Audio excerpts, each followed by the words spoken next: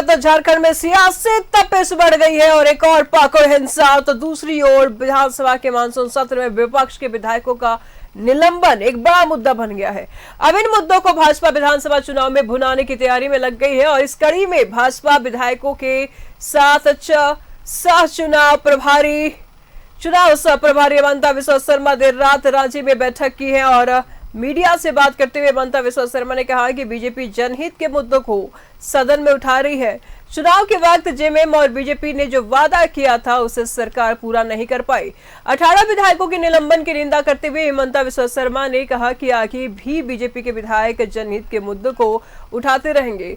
राज्य सरकार पर निशाना साधते हुए कहा कि आदिवासी मुख्यमंत्री के रहते हुए भी आदिवासी सुरक्षित नहीं, सीएनटी एसपीटी कानून होने के बाद भी उनकी जमीन सुरक्षित नहीं।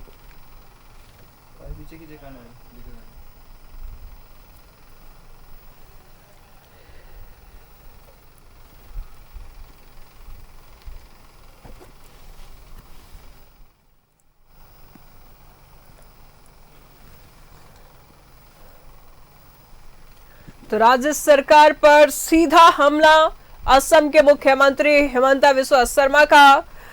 बहुत मुद्दे हैं इनके पास। कल ये पाकुड़ जा रहे थे और उसी बीच में इनको रोक दिया गया। झारखंड प्रशासन की तरफ से सिक्योरिटी का जरूर हवाला दिया गया, लेकिन पाकुड़ जाने के दौरान इन्हें रोक दिया गया और ऐसे में इन्होंने सवाल उठाया कि अगर एक सीएम पाकुड़ में सुरक्षित नहीं है तो पाकुड़ की आम जनता की क्या सुरक्षा दे रही है सरकार।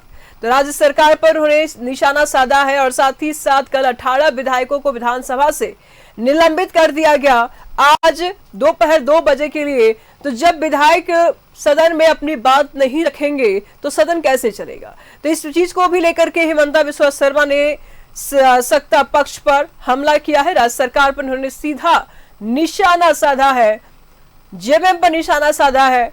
हेमंता बिस्वा शर्मा के दौरे को लेकर के भी इन्होंने सत्ता पक्ष को घेरा है। हालांकि झारखंड दौरे पर लगातार आते रहे हैं असम के सीएम हेमंता बिस्वा शर्मा और जब भी आते हैं झारखंड में सियासत गरमाने लगती है। हालांकि मानसून चल रहा है झारखंड में, बावजूद इसके इन्होंने सियासी तपिश बढ़ा करके रख दी है।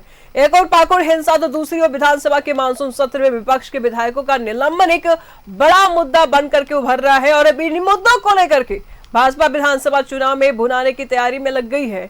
इसी कड़ी में भाजपा विधायकों के साथ चुनाव सह प्रभारी हेमंता बिस्वा शर्मा देर रात रांची में बैठक की। मीडिया से उन्होंने बताया कि हेमंता बिस्वा शर्मा ने कहा कि बीजेपी जनहित के मुद्दों को सदन में उठा रही है। चुनाव के वक्त जेएमएम और बीजेपी ने जो वादा किया था उसे सरकार पूरा नहीं कर रही है, जिसको बीजेपी विधायक याद दिलाने का काम कर रहे हैं सदन में। और उन 18 विधायकों के निलंबन की निंदा करते हुए हेमंता बिस्वा शर्मा ने कहा कि आगे भी बीजेपी के विधायक जनहित के मुद्दे को उठाते रहेंगे। राज्य सरकार पर निशाना साधते हुए कहा कि आदिवासी मुख्यमंत्री के रहते हुए भी आदिवासी सुरक्षित नहीं।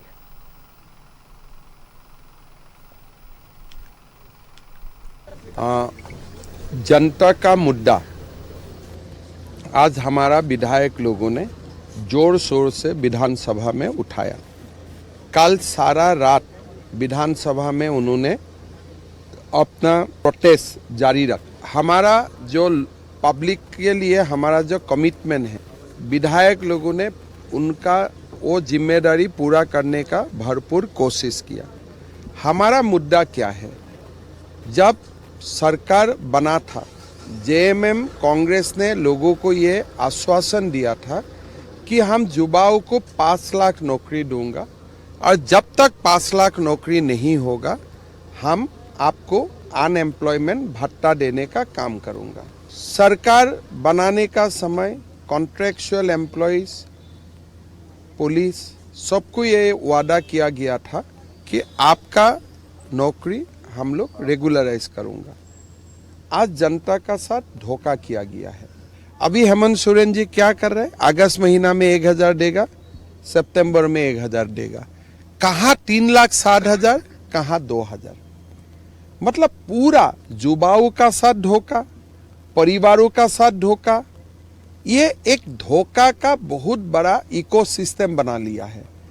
इसीलिए मैं विधायक दल को धन्यवाद देता हूं कि आपने जनता का आवाज उठाया विधानसभा में और आगे भी हम जनता का आवाज उठाने का कोशिश करते रहूं। अगर एक आदिवासी मुख्यमंत्री होते हैं और आदिवासी फैमिलियों का ऊपर अत्याचार होता है, जनता ने आवाज उठाया, अखबारों ने आवाज उठाया। आज भी हेमंत सोरेन जी एसपी को फोन करके बोल सकता है कि भाई दोनों आदिवासी फैमिली को जमीन लौटा दो, इशू समाप्त हो जाते हैं। एक ही दिन में और समाप्त हो चुका है। अदालत का भी आदेश है, खाली सीएम का एक फोन सही है, फोन नहीं हुआ। फिर मैंने कॉलेज का हॉस्टल में गया, 250 हॉस्टल में आदिवासी लड़का रहते हैं, पीटा गया, गाली दिया गया और अभी वो लोगों का ऊपर नक्सल का केस भी रजिस्टर करवा दिया गया। ट्रीटमेंट का व्यवस्था नहीं है, तो हालत बहुत खराब है। मैं दिल्ली जाके गृह मंत्री जी का संज्ञान में लाऊंगा ये सारे चीज, और जब गवर्नर साहब रांची में आऊंगा मैं तब दोबारा एक बार आऊंगा, गवर्नर साहब से मिलने का कोशिश करूंगा। मैं विश्वास के लिए नहीं कर रहा हूं तो उनको बताना पड़ेगा ना। आखिर आपने घोषणा किया था, क्यों नहीं दिया, क्यों नहीं दे रहे हैं? ये बार बार आप झूठ बोल करके लोगों को आप बरगलाएंगे। हमें लगा कि वो 5 महीना तो कम ही वो रहे, उनको तो और अधिक समय तक रहना चाहिए था। इनको तो शुक्र मनाना चाहिए कि हाईकोर्ट के जज ने उनको बेल दे दिया, नहीं तो जितना उन्होंने कुकर्म किया है, यहाँ के आदिवासियों की जितनी जमीन को उन्होंने लूटा है, लुटवाया है, यहाँ की बालू को तक को उन्होंने नहीं छोड़ा है, फिर उनको तो जेल में ही डाले रखना चाहिए। मैं